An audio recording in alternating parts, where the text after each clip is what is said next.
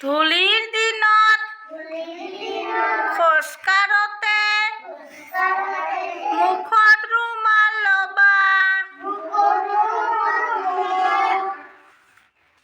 ধূলিৰ দিনত খোজ কাঢ়োঁতে মুখত ৰুমাল ল'বা। ধূলি